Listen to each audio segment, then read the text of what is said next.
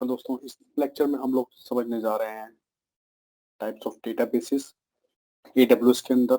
ठीक है, तो जब हम बात करते हैं टाइप्स ऑफ डेटाबेसेस की, तो हमारे पास दो तरह के डेटाबेसेस होते हैं, रिलेशनल डेटाबेस और नॉन रिलेशनल डेटाबेस। तो अब रिलेशनल डेटाबेसेस क्या होते हैं? रिलेशनल डेटाबेसेस होते हैं organised by table, rows and column. तो डेटा आपका स्टोर जो होगा वो होगा एक टेबल के अंदर। तो इसका मतलब ये होगा कि आप एक टेबल बनाओगे, उस टेबल के अंदर रॉ एंड कॉलम्स होंगे। ठीक है, और उसमें आपका डेटा जो है वो स्टोर होगा। उसको हम बोलते हैं फिक्स स्कीमा। तो स्कीमा जो होगी वो होगी फिक्स, लाइक सीक्वल। ठीक। डेटा, अगर हम बात करें नॉन रिलेशनल की, तो नॉन रिलेशनल का तो वैरिड होता है डेटा स्टोरेज मॉडल्स। तो डिपेंड करता है कि आप किस तरह का ग्राफ डेटा है, डॉक्यूमेंट डेटा है, की एंड वैल्यू स्टोर है, उसके ऊपर डिपेंड करेगा। ठीक है, तो जनरली हम इसको बोलते हैं, जैसे कि अगर हम बात करें डायनेमो डीबी की, तो वहां पे की एंड वैल्यू में आपका डेटा स्टोर होता है। स्कीमा की बात करेंगे तो फ्लेक्सिबल स्कीमा होता है इसके अंदर हमारे पास। फ्लेक्सिबल स्कीमा का मतलब ये होता है कि अगर मैं बात करूं सीक्वल की, रिलेशनल डेटाबेस की, तो सीक्वल डेटाबेस में क्या होता है कि अगर मेरे पास कोई एट्रीब्यूट है जिसको मुझे अपडेट करना है, तो मैं एग्जिस्टिंग टेबल के अंदर कोई भी एट्रीब्यूट की प्रॉपर्टी को अपडेट नहीं कर पाऊंगा। ठीक है, बट अगर हम बात करें फ्लेक्सिबल नॉन रिलेशनल की, तो इसके अंदर आप चेंज कर सकते हो। तो जो स्कीमा होता है वो आपका फ्लेक्सिबल होता है, डेटा स्टोर इन की एंड वैल्यू पेयर्स, की एंड वैल्यू में होता है, कॉलम्स में होता है, डॉक्यूमेंट्स में होता है और ग्राफ में होता है। अगर हम रिलेशन की बात करें तो rules enforce with in the database. जो रूल्स होते हैं, क्वेरी रूल्स होते हैं, वो with in the database enforce होते हैं। यहाँ पे rules can be defined application code, application code के साथ भी हम इसको डिफाइन कर सकते हैं outside of the database. Typically scale vertically. तो जो रिलेशनल डेटाबेसेस होते हैं वो वर्टिकली स्केल होते हैं। ठीक है, मतलब आप एग्जिस्टिंग सिस्टम के ऊपर ही रैम और सीपीयू बढ़ाओगे। और जो आपके नॉन रिलेशनल होते हैं वो हॉरिजॉन्टली स्केल होते हैं। Supports complex queries and joints. तो अगर हम बात करें आपके रिलेशनल डेटाबेसेस की, तो ये सपोर्ट करते हैं कॉम्प्लेक्स क्वेरीज को, आप क्वेरीज रन कर सकते हो सीक्वल क्वेरीज को, और ज्वाइंट्स को भी आप ज्वाइन कर सकते हो, इंटीग्रेशन कर सकते हो टेबल्स का भी। अनस्ट्रक्चर्ड होता है आपका non relational simple language that supports any kind of schema, जैसे कि जेसन हम बोल दें। अगर हम बात करें कौन से डेटाबेसेस आते हैं रिलेशनल में, तो Amazon RDS, Oracle, MySQL, IBM DB2 and PostgreSQL. अगर हम बात करें नॉन रिलेशनल्स की, तो नॉन रिलेशनल्स में हमारे पास है Amazon DynamoDB, MongoDB, Redis cache and node 4J, new 4J sorry. So ये डेटाबेसेस हैं जो आपके रिलेशनल और नॉन रिलेशनल में आते हैं। अब समझते हैं हम लोग रिलेशनल डेटाबेस को। तो रिलेशनल डेटाबेस, जैसे मैंने अभी आपको बताया कि इसमें क्या होता है, एक टेबल बनेगी, जैसे ये टेबल बना ली हमने, तो इसमें एम्प्लॉय आईडी है, फर्स्ट नेम है, लास्ट नेम है, जॉब रोल है, लोकेशन है। अब मैं बोल रहा हूँ फिक्स स्कीमा। फिक्स स्कीमा का मतलब क्या है कि सपोज करो इस एम्प्लॉय आईडी 1, इसके लिए हमारे पास फर्स्ट नेम है, लास्ट नेम है, जॉब रोल है और लोकेशन है। अब मुझे एक टैब और ऐड करनी है यहाँ पे, जिसमें मैं बोल रहा हूँ कि इसके पास सैलरी डाल देते हैं हम लोग। ठीक है, तो मैं ये नहीं कर पाऊंगा किसके अंदर, रिलेशनल डेटाबेस के अंदर, क्योंकि इसका स्कीमा क्या है वो फिक्स है, मैं कोई चेंजेस नहीं कर पाऊंगा। तो मैं क्या कर सकता हूँ, इसके लिए मैं एक अलग टेबल बनाऊंगा, उस टेबल में मैं सैलरी अपडेट करूंगा उस यूजर के लिए, और उसको लिंक कर सकता हूँ इसके साथ, जिसको बोलते हैं ज्वाइंट्स। तो ये पॉसिबल है, ज्वाइंट्स पॉसिबल है, बट एग्जिस्टिंग टेबल के अंदर कोई मॉडिफिकेशन नहीं हो सकती, क्योंकि इसका स्कीमा क्या है, फिक्स। इसको बोलते हैं हम लोग सीक्वल डेटाबेस या फिर रिलेशनल डेटाबेस। सीक्वल क्वेरी हम रन कर सकते हैं। जब हम बात करते हैं नो सीक्वल की, तो नो सीक्वल में बहुत सारे ऑप्शन हैं। जैसे हमारे पास है डायनेमो डीबी, जो कि आप देख रहे हो प्राइमरी की होगी। प्राइमरी की के अंदर हमारे पास एक पार्टीशन की होती है, एक शॉर्ट की होती है, उसको हम डिस्कस करेंगे जब डायनेमो डीबी के बारे में डिस्कशन स्टार्ट करेंगे, वहां पे मैं आपको बताऊंगा। तो आपका जो डेटा होता है वो की एंड वैल्यू में स्टोर होता है, लाइक अ जेसन। ठीक है, और ये फ्लेक्सिबल होता है, तो हम किसी भी एंट्री के लिए कोई भी एट्रीब्यूट चेंज कर सकते हैं, किसी एट्रीब्यूट के लिए कोई भी एंट्री चेंज कर सकते हैं एनी टाइम। उसके बाद हमारे मोंगो डीबी है, फिर हमारे पास नेपट्यून है, ग्राफ डेटाबेस, ठीक है, डॉक्यूमेंट डेटाबेस। अगर हम बात करें, जो डेटाबेसेस हैं इनको दो कैटेगरीज में डिवाइड किया गया है। ऑपरेशनल, जिसको हम बोलते हैं OLAP and OLTP, operational and analytics. ठीक है, OLTP and OLAP। So online transactional processing and online analytic processing, जो कि आपके एनालिसिस के लिए यूज में आते हैं।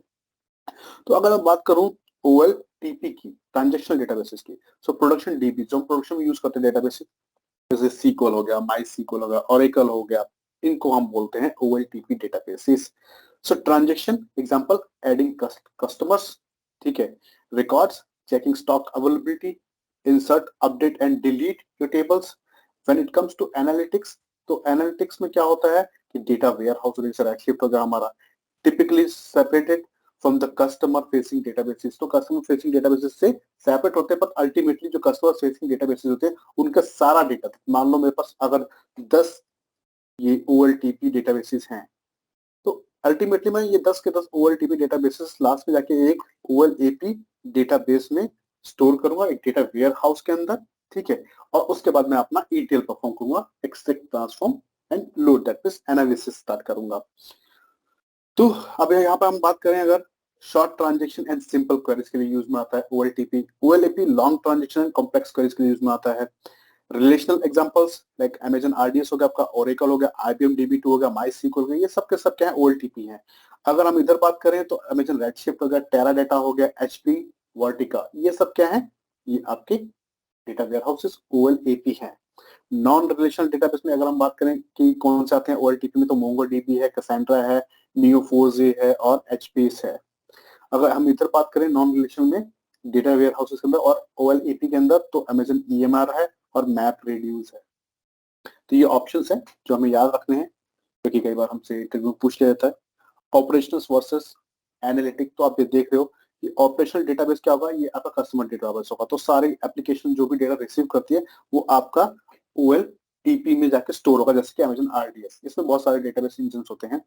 फिर यहाँ से ये डेटाबेस क्या होगा, ये कॉपी होगा। तो हमारे पास multiple Amazon RDS database engine है, कस्टमर डेटाबेसेस है, वो सारे के सारे क्या कर रहे हैं, वो अल्टीमेटली अपने डेटा को कॉपी कर रहे हैं किसके अंदर, OLAP के अंदर, डेटा वेयर हाउस के अंदर, जहां पे हम एनालिटिक्स परफॉर्म करेंगे।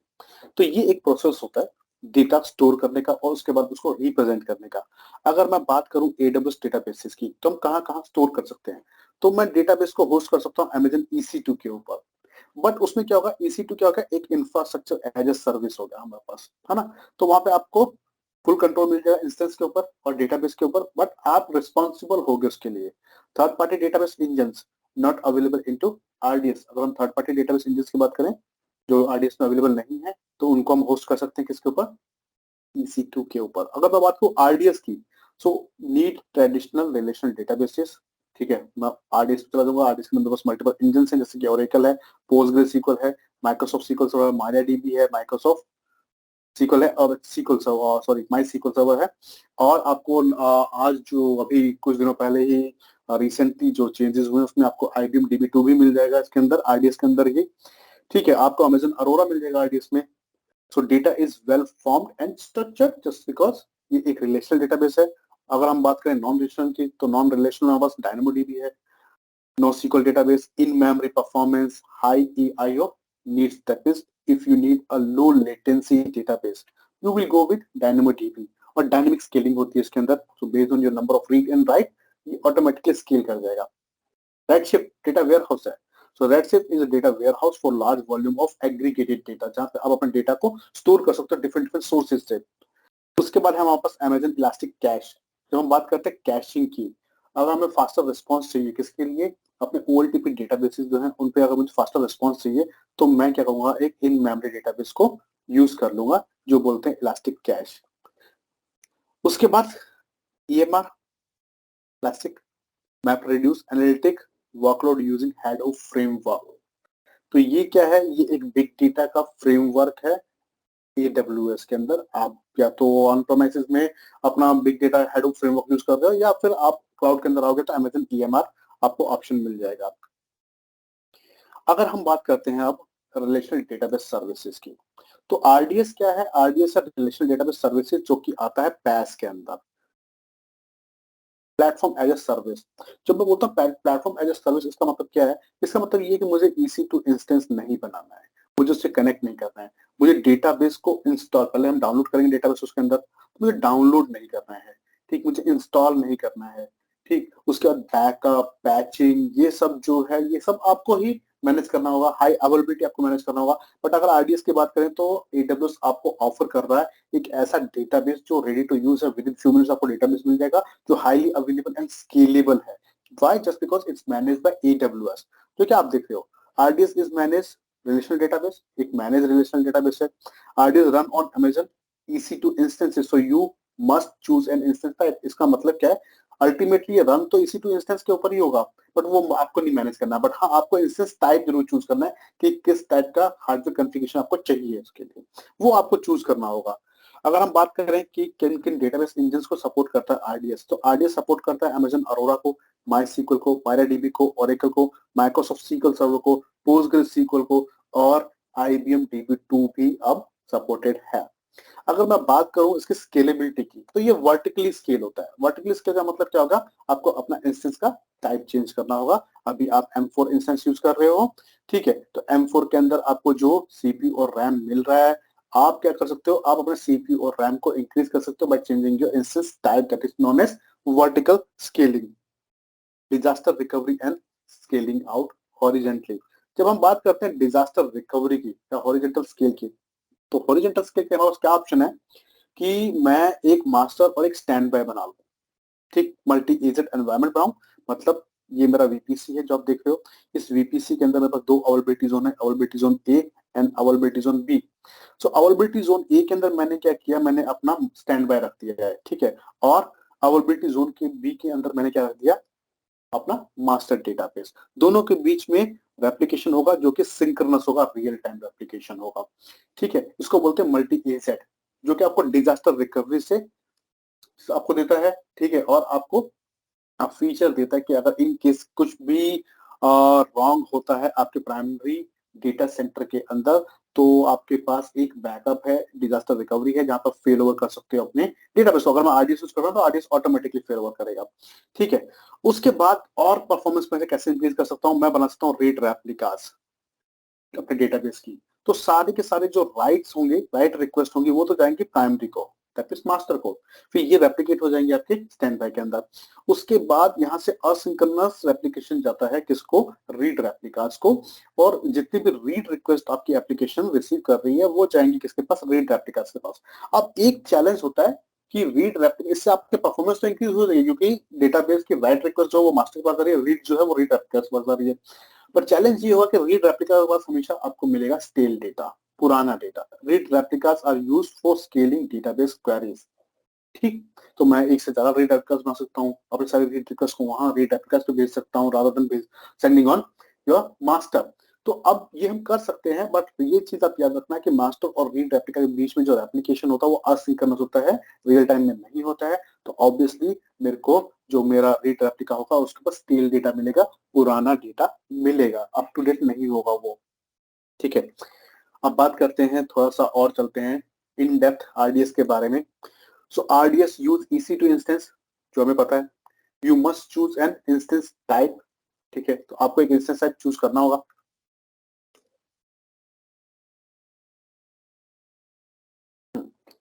Relational database use are known as structured query language SQL databases. तो जितने भी डेटाबेस यूज करेंगे तो हम इसको बोलते हैं structured fix schema. RDS is an online transaction processing OLTP type of database. यहाँ पे ट्रांजेक्शंस होती हैं, इजी टू सेटअप, सेटअप करना इजी है, हाईली अवेलेबल है just because manage by AWS, fault tolerant है एंड स्केलेबल है। Common use cases including online store and banking system. So online जो बुक स्टोर्स होते हैं या बैंकिंग सिस्टम होते हैं, यहाँ पर ट्रांजेक्शन होती हैं, वो यूज करते हैं RDS डेटाबेसेस को। You can encrypt your RDS instances and snapshots at rest by enabling encryption option for Amazon RDS DB during your creation। तो जब आप डेटाबेस क्रिएट कर रहे होते हो उस टाइम पे, अभी क्या है, पहले क्या था कि आपको ऑप्शन मिलता था इंक्रिप्शन को इनेबल करने का, बट अब क्या है, ये ऑप्शन चेंज हो गया। अब by default data at rest will be encrypted by AWS RDS। तो मतलब बाय डिफॉल्ट ये फीचर इनेबल रहता है, आप चाहो तो डिसेबल कर सकते हो, बट इनेबल रहता है। इससे क्या होता है कि डेटा हमारा इंक्रिप्शन और डिक्रिप्शन ये AWS मैनेज करता है और डेटा आपका इंक्रिप्टेड रहेगा, ठीक। तो ये मैनेज कर रहा है AWS, जहाँ पे AWS जो है वो यूज करता है AWS की डिफॉल्ट कीज को, ठीक ठीक है। अब आप क्या कर सकते हो, आप अपनी कीज को भी ला सकते हो, जिसको हम बोलते हैं कस्टमर मैनेज्ड की, जो कि आप बनाओगे किसके अंदर, AWS की मैनेजमेंट सर्विस के अंदर। अपनी की बनाओगे, उस की को आप लाओगे और उस की से आप अपना खुद की भी कीज को इम्प्लीमेंट कर सकते हो, ठीक है। वो आपके ऊपर है, या तो आप जो AWS आपको की दे रहा है वो यूज करो। AWS आपको देगा AES 256 बिट इंक्रिप्शन कीज, ठीक है, वो उसको बोलते हैं डिफॉल्ट एन्क्रिप्शन। या फिर आप अपने खुद की भी कीज बना सकते हो, जनरेट कर सकते हो AWS KMS सर्विस से। Next, Amazon RDS supports following database engines: SQL Server, Oracle, MySQL, Postgre, Aurora, MariaDB, IBM DB2. Scale up by increasing instance size, that means vertical scaling. Read replicas, option for read heavy workload, अगर आपको ज्यादा read query करनी है तो read replicas बना लो। Disaster recovery आप configure कर सकते हो मल्टी एजेड, ऑप्शन से। अब अगर हम बात करें बैकअप एंड रिकवरी की, तो बाय डिफॉल्ट ऑटोमेटिक बैकअप जो होता है वो इनेबल होता है किसके अंदर, आपके RDS इंस्टेंस के अंदर। सो जो कि स्टोर होता है किसके अंदर, S3 के अंदर। तो बैकअप जितना भी हम लेंगे बैकअप या स्नैपशॉट्स, वो सारे के सारे AWS S3 के अंदर जाके ही स्टोर होते हैं। उनका स्टोरेज अल्टीमेटली S3 ही होता है। So restore can be any point in time during the retention period. So जो आपके पास तो जो रिटेंशन पीरियड्स हैं, रिटेंशन टाइम्स हैं, उसके अंदर आप अपने डेटाबेस को कभी भी कहीं पे भी किसी भी पॉइंट के ऊपर रिस्टोर कर सकते हो और नया डेटाबेस भी बना सकते हो आप। किससे, बैकअप से। तो ऑटोमेटिक बैकअप आपका बाय डिफॉल्ट इनेबल होता है। अगर मैं बात करूं मैनुअल बैकअप की, ऑटोमेटिक बैकअप का एक रिटेंशन पीरियड होता है, इसको हम बोलते हैं 35 डेज। मैक्सिमम 35 डेज तक जो है हम किसी भी बैकअप डेटा को रखेगा AWS ऑटोमेटिक बैकअप के अंदर। अगर मुझे चाहिए लॉन्ग टर्म बैकअप, ठीक है, जिसको कि मैं लॉन्ग टर्म तक मैनेज कर सकूं, तो उस केस के अंदर हमारे पास है manual backup option. Manual backup में स्नैपशॉट, मतलब हमें मैनुअली स्नैपशॉट लेना होगा अपना डेटाबेस का। सो बैकअप द एंटायर डेटाबेस, आप बैकअप करोगे एंटायर डेटाबेस को, नॉट जस्ट इंडिविजुअल डेटाबेसेस। ये नहीं कि यहाँ सिर्फ इंडिविजुअल डेटाबेस, पूरा कंप्लीट डेटाबेस ही आप बैकअप कर रहे हो किसके अंदर, स्नैपशॉट के अंदर। For single EZ, single availability zone के लिए। DB instance there is a brief suspension of IO, input output. Multi EZ SQL server, input output activity is briefly suspended on primary. Multi-AZ, MariaDB, MySQL, Oracle and Postgre. The snapshot is taken from the standby. तो standby से snapshot जो है वो लिया जाता है। Snapshot do not expire.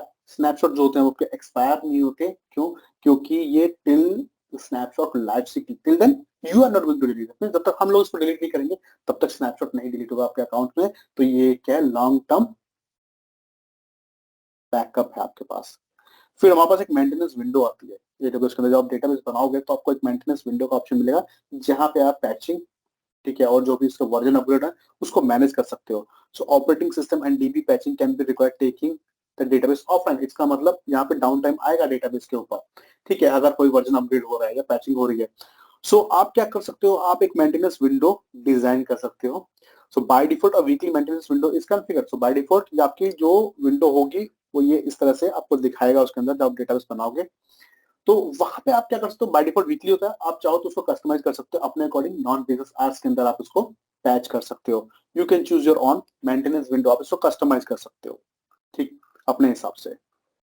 Creating RDS, तो मैं अभी जो आपको लैब दिखाने वाला हूँ वो एक बहुत ही इंटरेक्टिव और प्रोडक्शन रेडी लैब होगी, जिसके अंदर की मैं आपको पहले तो बताऊंगा कि कैसे हम सिंपली एक डेटाबेस बनाएंगे और उस डेटाबेस को हम कैसे अपनी वर्डप्रेस एप्लीकेशन के साथ कनेक्ट करेंगे। तो ये क्या होगा, ये एक एग्जांपल होगा टू टियर एप्लीकेशन डिप्लॉयमेंट का, जिसमें हम क्या करेंगे, वर्डप्रेस की एक एप्लीकेशन बनाएंगे, ठीक, और उसको कनेक्ट करेंगे किसके साथ, RDS डेटाबेस के साथ। तो मैं आपको स्टेप बाय स्टेप बताने वाला हूँ और आप लोग एंजॉय करेंगे इस लैब को।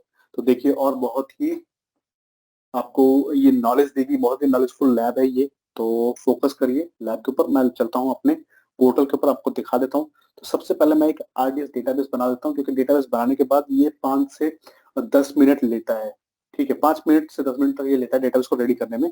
तो हम चलते हैं RDS के ऊपर। ये मैं आ गया और रिलेशनल डेटाबेस कंसोल के ऊपर। लेफ्ट हैंड साइड में आपको मिलेगा डेटाबेसेस टैब, उस पर आपको क्लिक करना है। यहाँ पे क्रिएट डेटाबेस का ऑप्शन है, इस पे क्लिक करना है। टेम्पलेट्स मिलेंगे अपने को, जैसे 2 टेम्पलेट है यहाँ पे, एक तो है स्टैंडर्ड क्रिएट, एक है इजी क्रिएट। इजी क्रिएट में क्या होता है कि आपको रिकमेंडेड ऑप्शंस मिलेंगे, ठीक है। स्टैंडर्ड क्रिएट में आप इसको कस्टमाइज कर सकते हो अपने अकॉर्डिंग। तो मैं जा रहा हूँ यहाँ पे स्टैंडर्ड क्रिएट में, सो हम कस्टमाइज कर सकें। अभी देखो डेटाबेस इंजन का देखो आप, अरोरा।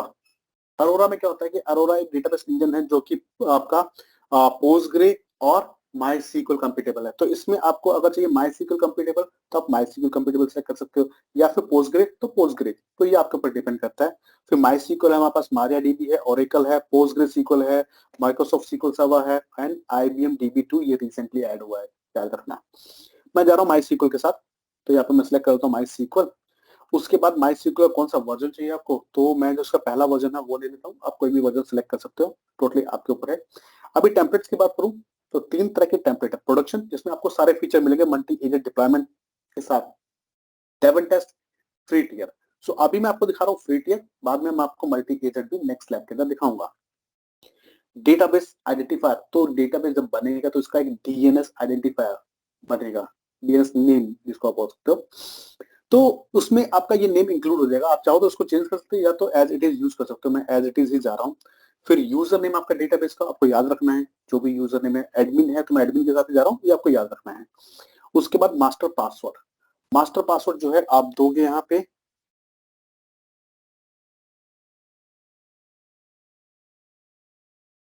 और ये पासवर्ड आपको याद रखना है, जो भी पासवर्ड आप एंटर कर रहे हो ये आपको याद होना चाहिए। सो ये 8 कैरेक्टर लॉन्ग होना चाहिए, और इसके अंदर हम slash, single quote, double quote, @at sign, ये जो है हम यूज नहीं कर सकते हैं, ठीक है, तो हमें ये ध्यान रखना है।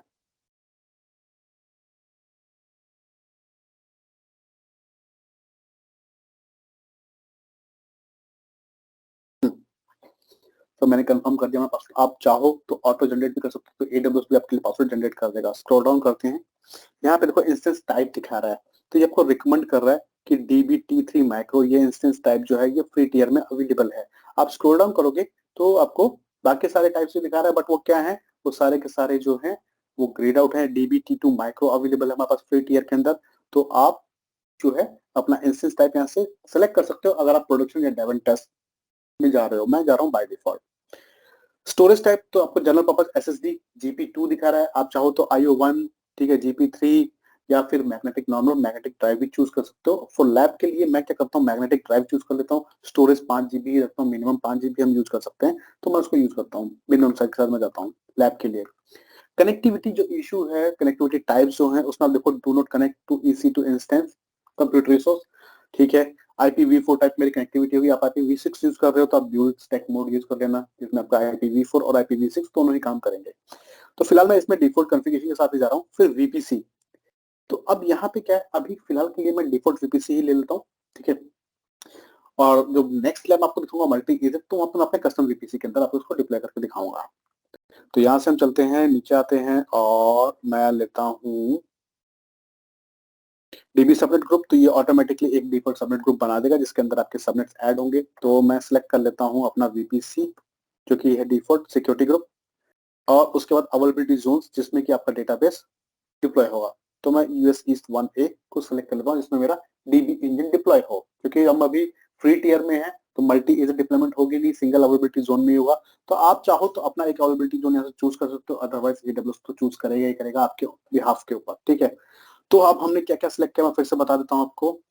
डिफॉल्ट VPC सिलेक्ट किया है, इसके बाद ये एक सबनेट ग्रुप बनाता है। सबनेट ग्रुप बेसिकली होता है कि अगर आपके पास एक से ज्यादा सबनेट्स हैं डेटाबेस के लिए, तो आप उनका एक ग्रुप बना सकते हो। आप AWS RDS सर्विस को बता सकते हो कि मैंने RDS डेटाबेसेस के लिए ये सबनेट बना रखे हैं, इन्हीं में मेरे डेटाबेस को डिप्लॉय करना। मैं आपको नेक्स्ट लैब में दिखाऊंगा इसके बारे में। पब्लिक एक्सेस देना चाहते हो डेटाबेस को? नहीं, डेटाबेस जो है वो एक सिक्योर लोकेशन में प्लेस होता है। अगर मैं पब्लिक एक्सेस दूंगा तो उसके बाद फिर मुझे SSL भी लाना होगा इन ट्रांजिट के लिए, तो वो अभी नहीं है हमारे पास, तो हम नहीं दे रहे हैं पब्लिक एक्सेस। सिक्योरिटी ग्रुप जो है वो डिफॉल्ट ही इसके ऊपर अप्लाई हो जाएगा, जो डिफॉल्ट VPC पे लगा हुआ है। आप चाहो तो सेम यूज कर सकते हो, अदरवाइज आप एक नया सिक्योरिटी ग्रुप भी बना सकते हो, टोटली आपके ऊपर है। मैं डिफॉल्ट के साथ ही जा रहा हूँ। अवेलेबिलिटी जोन आप चाहो तो सिलेक्ट कर सकते हो, नहीं तो आप डिफॉल्ट के साथ जा सकते हो। RDS प्रॉक्सी हम यहाँ पे क्रिएट कर सकते हैं, बट मैं नहीं कर रहा हूँ अभी फिलहाल के लिए। सर्टिफिकेट अथॉरिटी आप देखो ऑप्शनल है, ठीक है। अगर मैं एडिशनल कॉन्फ़िगरेशन में जाऊंगा तो यहाँ पे आपको DB पोर्ट याद रखना है, किसके लिए, माई सीक्वल के लिए 3306 है, जो कि आपको ओपन करना होगा जब आप कनेक्टिविटी करोगे डेटाबेस की। पासवर्ड ऑथेंटिकेशन, अब आप ऑथेंटिकेट कैसे करना चाहते हो, पासवर्ड के साथ, या पासवर्ड और IAM के साथ जाना चाहते हो, या फिर पासवर्ड और कैर प्रोसेस में एक्टिव डायरेक्टरी के साथ जाना चाहते हो। मैं जा रहा हूँ पासवर्ड ऑथेंटिकेशन के साथ डेटाबेस में। मॉनिटरिंग आप चाहो तो मॉनिटरिंग को इनेबल कर सकते हो, एनहेंस मॉनिटरिंग को, but again enabling monitoring there would be charges. Additional configuration में अगर मैं आता हूँ तो इसको एक्सपेंड करना और इसको हमेशा कॉन्फ़िगर करना, वरना डेटाबेस कनेक्ट नहीं होगा। तो डेटाबेस का नाम मैं दे रहा हूँ MyDB1, आप जो भी नाम देना चाहो दे सकते हो, बट आपको याद रखना है। फिर पैरामीटर्स के ऊपर ऑप्शन ग्रुप्स होते हैं। पैरामीटर ग्रुप्स क्या होता है कि जैसे मान लो मैं अमेज़न अरोरा का एक डेटाबेस बना रहा हूँ, तो अगर मैं एक से ज़्यादा अमेज़न अरोरा के डेटाबेस इंजन क्रिएट कर रहा हूँ एक क्लस्टर टाइप में, और मैं चाहता हूँ कि उन सबके पास सेम ही कॉन्फ़िगरेशन हो, तो मैं उसके ऊपर क्या करूँगा, एक पैरामीटर का ग्रुप बनाऊँगा, तो सबके पास सेम ही पैरामीटर्स अप्लाई हो जाएँगे, उसको बोलते हैं पैरामीटर ग्रुप। वो आप सेट कर सकते हो। फिर होता है ऑप्शन ग्रुप। ऑप्शन ग्रुप जैसे कि मैं बोल रहा हूँ कि सभी डेटाबेस के ऊपर मेरे सेम ही ऑप्शंस होने चाहिए। जैसे कि अगर मैं बात करूँ MySQL की या SQL डेटाबेसेस की, जिसके ऊपर TD transport data lake database encryption, ठीक है, transport layer database encryption implement हो, या फिर टाइम सिंक्रोनाइजेशन, तो ये सारे सारे जो ऑप्शंस हैं वो मैं कॉन्फ़िगर कर सकता हूँ ऑप्शन ग्रुप के ऊपर, और मेरे सारी डेटाबेस इंजन के ऊपर सेम ऑप्शंस सेट हो जाएंगे। इनेबल ऑटोमेटेड बैकअप, आप देख रहे हो कि बाय डिफॉल्ट इनेबल है ऑटोमेटेड बैकअप किसके ऊपर, आईडीएस के ऊपर। और रिटेंशन पीरियड बाय डिफॉल्ट 1 दिन का है। अगर मैं इसको देखूं मैक्सिमम, तो मैक्सिमम जो है आपका वो 35 डेज का है रिटेंशन पीरियड। मैं इसको करता हूँ यहाँ से रिमूव, तो ऑटोमेटिक बैकअप है, इसको मैं कर रहा हूँ रिमूव, ठीक। उसके बाद इंक्रिप्शन देखो, बाय डिफॉल्ट इंक्रिप्शन है जहाँ पे AWS के डिफॉल्ट कीज अप्लाई हो रही है। आप चाहो तो आप अपनी खुद की कीज भी ला सकते हो, कस्टमर मैनेज की आप इंप्लीमेंट कर सकते हो, बट उस केस के अंदर आपको KMS में जाना होगा, ठीक है। तो आपको नॉलेज होनी चाहिए KMS सर्विस की। उसके बाद आप लॉग्स को एक्सपोर्ट कर सकते हो, किस टाइप के लॉग्स को, ऑडिट लॉग्स को, एरर लॉग्स को, चैनल लॉग को, और स्लो क्वेरी लॉग्स को आप एक्सपोर्ट कर सकते हो। कहाँ पे, क्लाउड वॉच के अंदर, और बाद में आप उसको क्वेरी कर सकते हो। IAM रोल चाहिए था तो IAM रोल ऑटोमेटिकली बना देगा, ठीक है, जब भी आप लॉग एक्सपोर्ट करोगे तब। मेंटेनेंस विंडो देखो आपकी इनेबल्ड है, मैं इसको करता हूँ डिसेबल फिलहाल लैब के लिए, बट डेफिनेटली हम इसको चूज करेंगे। तो जैसे आप ये इनेबल होगी तो यहाँ पे आप क्या करोगे, आप चूज करोगे अपने मेंटेनेंस विंडो को, और आप उसको स्केड्यूल कर दोगे अपने अकॉर्डिंग। मैं इसको फिलहाल के लिए रिमूव कर रहा हूँ, अब नहीं करते इसको चूज। डिलीट प्रोटेक्शन, मैं चाहता हूँ कि कोई मेरे डेटाबेस को डिलीट ना कर पाए, एक्सीडेंटली डिलीट ना हो। ये एक बिजनेस क्रिटिकल डेटाबेस है, तो मैं इसको इनेबल कर दूंगा, तो कोई डिलीट नहीं कर पाएगा जब तक ये फीचर इनेबल रहेगा। ये आपका प्राइसिंग है इसका, ठीक है, मंथली कॉस्ट है इस डेटाबेस की। मैं फिलहाल इसको करता हूँ क्लिक ऑन क्रिएट डेटाबेस के ऊपर, तो डेटाबेस हमारा यहाँ पे बनना शुरू हो जाएगा MySQL। अभी क्या है, मैं इसको वेट नहीं करूँगा क्योंकि 5 मिनट का टाइम लेगा, ठीक है। इसको यहाँ से हम क्लोज करते हैं, पॉपअप जाता है हमारे पास क्लस्टर के लिए और आईडीएस प्रॉक्सी के लिए, इसको मैं क्लोज कर देता हूँ। मैं चलता हूँ अपनी दूसरी टैब के ऊपर, और मैं फटाफट एक एप्लीकेशन रेडी कर लेता हूँ। तो मैं चलता हूँ EC2 इंस्टेंस के ऊपर, और मैं जाता हूँ इंस्टेंसेस टैब के ऊपर। मैं लॉन्च करता हूँ एक इंस्टेंस का नाम देता हूँ ऐप सर्वर, एप्लीकेशन सर्वर। और यहाँ से AMI मैं सेलेक्ट करता हूँ अमेजन लिनक्स, और अमेजन लिनक्स नहीं, मैं यहाँ से ले लेता हूँ उबंटू। तो लिनक्स की कोई भी ले सकते हो आप, मैं उबंटू ले लेता हूँ, और उबंटू का मैं जो लेटेस्ट जो वर्जन आ रहा है फ्री टियर में होना चाहिए, मैं उसको सेलेक्ट कर लेता हूँ। इंस्टेंस टाइप T2 माइक्रो ही मैं जा रहा हूँ। की पेयर यहाँ से मैं एग्जिस्टिंग सेलेक्ट कर लेता हूँ, आप चाहो तो नया बना सकते हो। नेटवर्क सेटिंग्स के अंदर मैं एडिट करता हूँ, मैं डिफॉल्ट VPC के साथ ही जा रहा हूँ, और अवेलेबिलिटी जोन आप जो चाहो वो ले सकते हो, ठीक है, टोटली ये आपके ऊपर है, या फिर आप छोड़ सकते हो। तो AWS अपने आप एक सेलेक्ट कर लेगा अवेलेबिलिटी जोन, ठीक है, आपके बिहाफ पे। मैं यहाँ पे नीचे आता हूँ, मुझे जाना है सिक्योरिटी ग्रुप के अंदर, तो मैं सिक्योरिटी ग्रुप का नाम चेंज करता हूँ, इसको नाम दे देता हूँ मैं ऐप सर्वर, सो तो मैं इसको याद रखूँ। उसके बाद मैं SSH बाय डिफॉल्ट इनेबल होगा, मैं इसमें एक रूल और ऐड कर देता हूँ इसके लिए, HTTP के लिए। इसको हम as a web server configure करने वाले हैं, तो मैं यहाँ से सर्च कर लेता हूँ HTTP, और मैं सेलेक्ट करता हूँ HTTP, जिसको कि मैं ओपन कर देता हूँ एनीवेयर। ये चेंजेस करने हैं तो एक रूल ऐड कर देना आप, जहाँ पे आपको फायरवॉल इनेबल करनी है। रेस्ट में इसको करता हूँ launch instance as it is, बाकी जितनी भी कॉन्फ़िगरेशन रखनी है वो ऐसे रखनी है। सिर्फ आपको एक ही चीज करना है, आपको सिक्योरिटी ग्रुप के अंदर HTTP को ओपन करना है, पोर्ट 80 को ओपन करना है। ये इंस्टेंस जो है ये बनना स्टार्ट हो जाएगा। तब तक मैं क्या करता हूँ, मैं आपको दिखा देता हूँ क्या करने वाला हूँ। तो हम इस पे वर्डप्रेस की एप्लीकेशन जो है उसको इंस्टॉल करेंगे। उसके लिए ये कमांड्स हैं जो मैं पहले से ही अरेंज कर रखी हैं। सेम कमांड मैं आपको डिस्क्रिप्शन में दे दूंगा, आप भी इसको चेक कर सकते हो, और आप भी इस लैब को एज इट इज टेस्ट कर सकते हो, कोई भी चैलेंज नहीं आएगा आपको, ठीक है।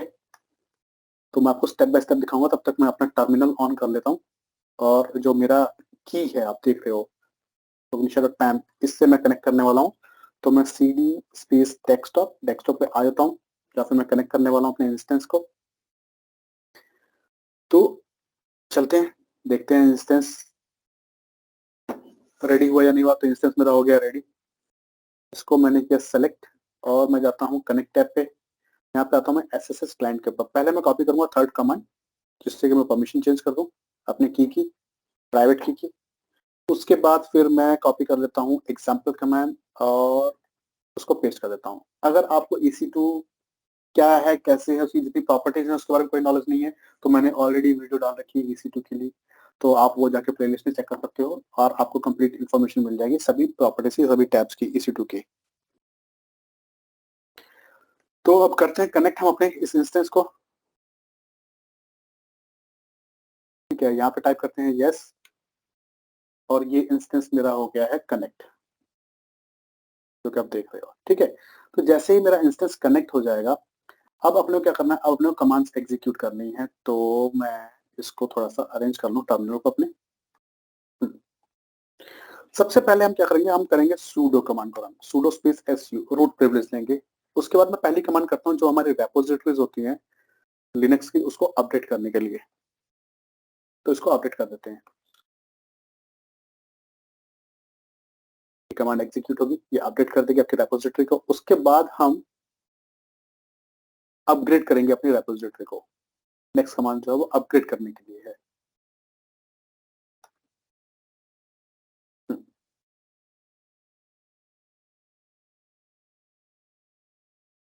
तो अगली कमांड जो है वो है अपग्रेड करने के लिए, मैं वो भी रन कर देता हूँ। अब देखो ये अपग्रेड हो जाएगा। उसके बाद अगली कमांड जो है उसमें हम अपाचे सर्वर को इंस्टॉल करेंगे, दैट मींस वेब सर्वर को।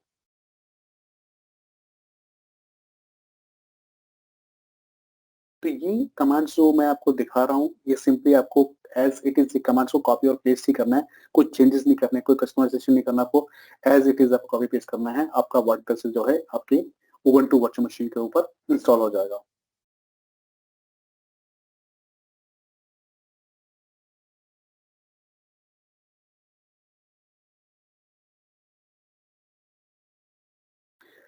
Next Apache. तो अपाचे को हम इंस्टॉल कर देते हैं और इस पे मैं -y टाइप कर देता हूँ और ना वही आपसे बोलेगा, तो मैं आपको दिखा देता हूँ विदाउट -y। आपको कंफर्मेशन के लिए बोलेगा, आपको y टाइप करना है, यहाँ पे कंफर्म करना है। अपाचे के पैकेज भी इंस्टॉल हो जाएंगे इसके अंदर।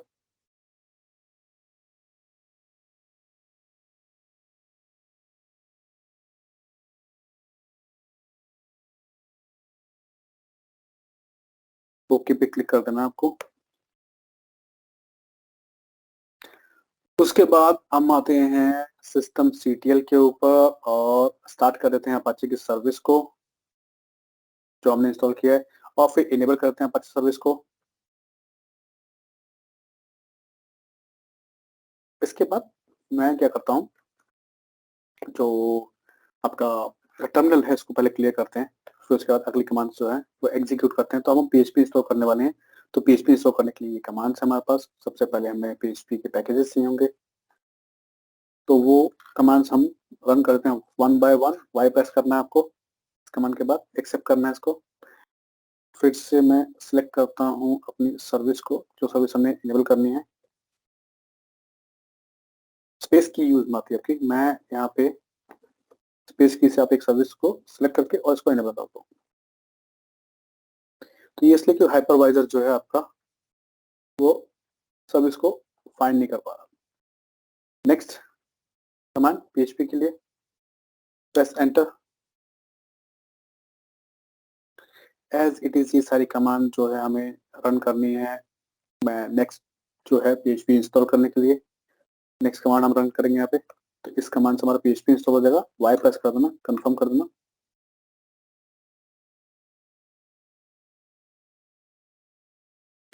अगली कमांड एक्सटेंशंस के लिए PHP की एक्सटेंशन हमें इंस्टॉल करने हैं, मैं वो कॉपी कर लेता हूँ।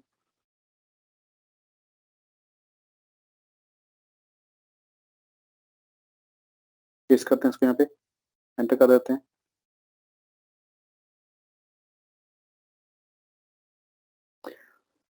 तो ये कमांड जो है ये आपके कुछ सेकंड्स लेगी आपके एक्सटेंशंस को इंस्टॉल करने के लिए।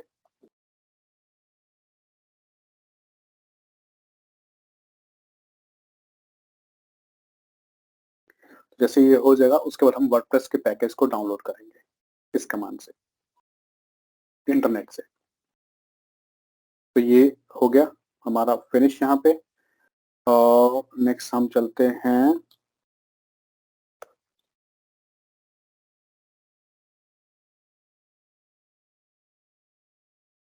पेस्ट करते हैं यहाँ पे अपनी कमांड पैकेज डाउनलोड करने के लिए। जैसे पैकेज डाउनलोड हो जाएगा फिर हम उसको करेंगे एक्सट्रैक्ट, क्योंकि वो जिप फॉर्मेट में होता है तो टार कमांड यूज में आती है इसके लिए। इसको कर लिया हमने एक्सट्रैक्ट। एक्सट्रैक्ट करने के बाद हम इसको कॉपी करेंगे डिफॉल्ट लोकेशन के ऊपर अपनी, जहाँ पे हमारा वेब सर्वर का अपाचे का डिफॉल्ट लोकेशन है /var/HTML, वहाँ पे। जब ये कॉपी हो जाएगा तो उसके बाद हम रिमूव कर देंगे अपने वर्डप्रेस के फोल्डर को जो हमने एक्सट्रैक्ट किया है, और हम रिमूव कर देंगे जो जिप फाइल हमने डाउनलोड की थी, और फिर हम अपना पाथ को चेंज कर लेंगे। यहाँ से हम पाथ चेंज कर लेंगे cd/var/www.html, और वहां पे अपने को रिमूव करना है index.html फाइल को, क्योंकि हम PHP फाइल को यूज करने वाले हैं .php को, तो हम HTML को डिलीट कर देंगे, कन्फ्लिक्शन ना हो। उसके बाद हम परमिशन चेंज करेंगे WP कंटेंट फोल्डर का, और ऑनरशिप चेंज करेंगे WP कंटेंट का।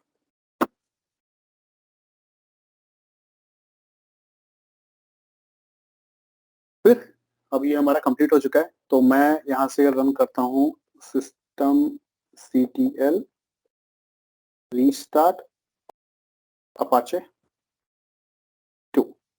रीस्टार्ट करेंगे अपाचे सर्विस को, ठीक है। अब यहाँ तक हमारा काम हो चुका है। अब हमें क्या करना है, हमें जाना पोर्टल के ऊपर अपने, और जाना है इंस्टेंस के ऊपर। इंस्टेंस पे आपको जाके अपने EC2 इंस्टेंस को सेलेक्ट करना है, और उसके ऊपर आपको मिलेगा एक पब्लिक IP एड्रेस, कॉपी कर लेना और पेस्ट कर देना अपने ब्राउजर टैब के ऊपर। तो यहाँ पे आपका आ जाएगा वर्डप्रेस कॉन्फ़िग का पेज, ठीक है। ये देखो ये वर्डप्रेस सेटअप का पेज आ गया। अब ये क्या बोल रहा है कि आपको वर्डप्रेस जो आपकी एप्लीकेशन है उसको डेटाबेस से कनेक्ट करना है। उसको कनेक्ट करने के लिए डेटाबेस का नेम, डेटाबेस का user name, password, database host और टेबल अगर आपके पास है कोई तो वो आपको डिस्क्राइब करनी होगी। तो मैं करता हूँ क्लिक ऑन लेट्स गो, क्योंकि हमारे पास डेटाबेस है, हमने बनाया है अभी। अब ये इन्फॉर्मेशन हमें डालनी है, ये कहाँ मिलेगी हमें, हमें मिलेगी डेटाबेस के ऊपर। तो मैं जा रहा हूँ अपने डेटाबेस टैब के ऊपर, डेटाबेस मेरा अवेलेबल है। सिंपली आपको डेटाबेस के नेम के ऊपर क्लिक करना है, DB आइडेंटिफायर जो है उसके ऊपर क्लिक करना है, ये ओपन हो जाएगा। स्क्रॉल डाउन कर लेना, सबसे पहले जो ये एंड पॉइंट दिखा रहा है इसको कॉपी कर लो। ये हमने कॉपी कर लिया, ठीक। और ये हम पेस्ट कर देते हैं कहाँ पे, डेटाबेस होस्ट के अंदर, यहाँ पे इस जगह पे। यूजर नेम क्या था डेटाबेस का, एडमिन था, एडमिन डालेंगे। पासवर्ड जो हमने सेट किया था डेटाबेस के लिए वो पासवर्ड हम डालेंगे। तो याद रखना, आप हमेशा डेटाबेस क्रिएट करते हो जो भी यूजर नेम और पासवर्ड आप डाल रहे हो वो आपको याद होना चाहिए, आप नोट डाउन कर लो। DB का नाम क्या है आपके, तो मैंने दिया था माई DB1। अगर आप श्योर नहीं हो तो डेटाबेस पे जाओ, और यहाँ पे कॉन्फ़िगरेशन टैब है, यहाँ पे आपको दिखाएगा आपके डेटाबेस का नेम जो कि माई DB है मेरे लिए, माई DB1, ठीक है। तो ये इतनी चीजें करने के बाद आपको करना है सबमिट पे क्लिक। टेबल मैंने कोई बनाई नहीं है तो मैं करता हूँ सबमिट पे क्लिक, और चेक करते हैं। तो आपको या तो आप रिडायरेक्ट हो जाएगा, आपको यहाँ एरर आएगी। अगर एरर आती है आपको यहाँ पे तो कैसे रिजॉल्व करोगे मैं वो भी बताऊंगा आपको। अभी हम चेक करते हैं कि मुझे एरर आती है या नहीं आती है, क्योंकि पहले भी मैंने ये लैब की हुई है, तो हो सकता है कि मैंने अपना जो बूट है वो ओपन कर रखा हो डेटाबेस का। तो अल्टीमेटली हम लोग क्या कर रहे हैं मैं आपको समझा देता हूँ, सो दैट कि आपको क्लियर हो जाए। तो हमारे पास क्या है, हमारे पास एक EC2 इंस्टेंस है, ठीक। और EC2 इंस्टेंस बनाते हुए हमने एक सिक्योरिटी ग्रुप बनाया था एप सर्वर,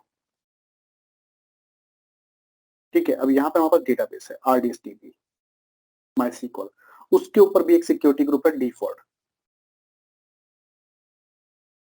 अब मैंने यहाँ पे वर्डप्रेस एप्लीकेशन डाली है जो क्या कर रही है, वो एक रिक्वेस्ट सेंड कर रही है डेटाबेस को, ठीक। तो इसका मतलब ये क्या होगा, ये इनकमिंग रिक्वेस्ट है किसके ऊपर, DB के ऊपर, और मेरे डेटाबेस के ऊपर पोर्ट है 3306। बाय डिफॉल्ट ये पोर्ट जो है ये ओपन होना चाहिए, किसके लिए, ये पोर्ट जो है वो ओपन होना चाहिए इस EC2 इंस्टेंस के लिए या फिर इस सिक्योरिटी ग्रुप के लिए। कहाँ पे ओपन होना चाहिए, इस फायरवॉल के अंदर, क्योंकि ये DB के लिए एक इनकमिंग रिक्वेस्ट है, तो DB जब तक अलाउ नहीं करेगा तब तक ये EC2 इंस्टेंस कनेक्ट नहीं हो पाएगा आपके डेटाबेस के साथ, ठीक है। तो आपके डेटाबेस के ऊपर जो आपकी फायरवॉल लगी हुई है उसके अंदर आपको पोर्ट नंबर 3306, ठीक है, इसको आपको ओपन करना है MySQL पोर्ट को। तो ये देखो आपको एरर आ गई, एस्टेब्लिशिंग डेटाबेस कनेक्शन एरर आ रही है, ठीक है, कोई इशू नहीं है। तो हम क्या करते हैं, जाते हैं डेटाबेस के ऊपर, यहाँ पे आपको दिखाएगा कॉन्फ़िगरेशन टैब और sorry connectivity and security tab. यहाँ पे आपको दिखा रहा है default security group, under security follow my cursor, और मैं इस पर क्लिक करता हूँ, ये मुझे रीडायरेक्ट कर देगा सिक्योरिटी ग्रुप्स के ऊपर। मैं इस सिक्योरिटी ग्रुप को सिलेक्ट कर लेता हूँ, ये मेरा डिफॉल्ट सिक्योरिटी ग्रुप आप देख सकते हो। इनबाउंड रूल्स में चलते हैं, एडिट इनबाउंड रूल करता हूँ। तो यहाँ पे एक रूल पहले से बना हुआ है बट किसी और सिक्योरिटी ग्रुप के लिए, मैं इसको डिलीट कर देता हूँ, ठीक। और मैं यहाँ पे ऐड करता हूँ नया सिक्योरिटी ग्रुप रूल, तो आप लोग भी ऐड करोगे नया रूल। तो यहाँ पे सर्च कर लोगे आप MySQL, तो देखो MySQL अरोरा दिखा रहा है, सिलेक्ट कर लो इसको। पोर्ट नंबर कितना है, 3306।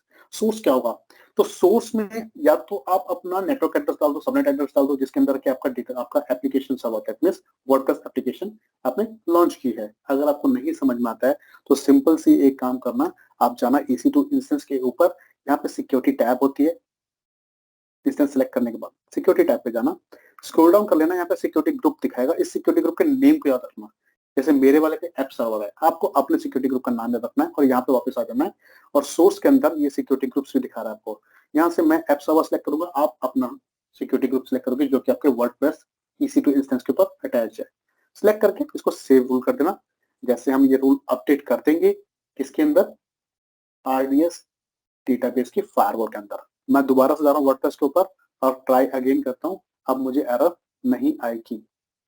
देखो मैं नेक्स्ट स्टेप पे रीडायरेक्ट हो जाऊँ, तो अब ये मुझे क्या कह रहा है, अब मुझे कह रहा है कि मुझे एक फाइल चाहिए, कौन सी, wp-config.php। मैं ये कॉपी कर लेता हूँ यहाँ से इसका नाम, और चलता हूँ अपने टर्मिनल के ऊपर, और यहाँ पे एक फाइल बना देता हूँ vi, कहाँ पे, सेम लोकेशन के ऊपर, HTML के अंदर ही vi स्पेस पेस्ट कर देते हैं वो नाम wconfig.php, एंटर कर देता हूँ और आई प्रेस करता हूँ इंसर्ट के लिए। फिर मैं आता हूँ यहाँ पे, और ये जो भी कंटेंट दे रखा है कंप्लीट आपको कॉपी कर लेना है एज इट इज, ये मैटर आपका इस फाइल का, इसको पेस्ट कर देना है यहाँ पे। पेस्ट करने के बाद एस्केप कॉलन WQ और एंटर, ये सेव हो जाएगा इस फाइल के अंदर। जैसे ही ये हो गया, ये आपको काम करना है मैनुअली, उसके बाद करो run the installation, installation start हो जाएगी आपकी। साइट का नाम क्या होगा, मैं बोलता हूँ संजय क्लाउड, मैंने यहाँ टाइप कर दिया पासवर्ड सेक्शन में, मुझे यहाँ टाइप करना साइट टाइटल पे संजय क्लाउड वर्डप्रेस का। यूजर नेम क्या होगा, मैं बोलता हूँ AWS यूजर, ये मेरा यूजर नेम है वर्डप्रेस का। पासवर्ड मैं देता हूँ एक सिंपल सा पासवर्ड, कैपिटल ABC@123, ठीक है। वीक है, यस, मैं कंफर्म करता हूँ कि मैं वीक पासवर्ड यूज कर रहा हूँ। ईमेल आईडी आपको टाइप करनी है, मैं अपनी ईमेल आईडी टाइप करता हूँ यहाँ पे वर्डप्रेस के लिए, या अगर मुझे रिकवरी करनी हो पासवर्ड की तो मैं इससे रिकवर कर सकता हूँ। तो ये इन्फॉर्मेशन मैंने डाल दी, इंस्टॉल वर्डप्रेस, और ये डेटाबेस में इंस्टॉल हो जाएगी। अब देखो वर्डप्रेस इंस्टॉलेशन स्टार्ट हो जाएगी, कंप्लीट भी हो गई। लॉगिन करते हैं, यहाँ पे मैं यूजर नेम डालता हूँ AWS यूजर वर्डप्रेस का, और मेरा पासवर्ड वर्डप्रेस का। मैं वर्डप्रेस में लॉगिन हो गया हूँ। अब इसके बाद अगर आपको वर्डप्रेस आता है तो आप अपनी ऑर्गेनाइजेशन की वेबसाइट को डिजाइन कर लें, ठीक है। आप टेम्पलेट्स उठा सकते हैं, प्लगइन्स उठा सकते हैं, और आप अपनी ऑर्गेनाइजेशन की वेबसाइट को यहाँ पे पोस्ट कर सकते हैं, कस्टमाइज कर सकते हैं अपने अकॉर्डिंग। यहाँ ऊपर देखो संजय क्लाउड आ रहा है, वो डैश जो आप देख रहे हो मेरे टैब के ऊपर, कर्सर फॉलो कर देना, संजय क्लाउड आ रहा है।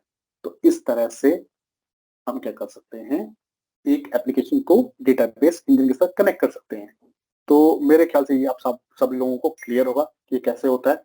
नेक्स्ट लैब में मैं आपको दिखाऊंगा मल्टी एजेंट डिप्लॉयमेंट और कैसे हम फेलोवर को टेस्ट करेंगे, ठीक है। तो क्विकली हम इसको भी टेस्ट करके दिखाऊंगा आपको मैं नेक्स्ट लैब के अंदर।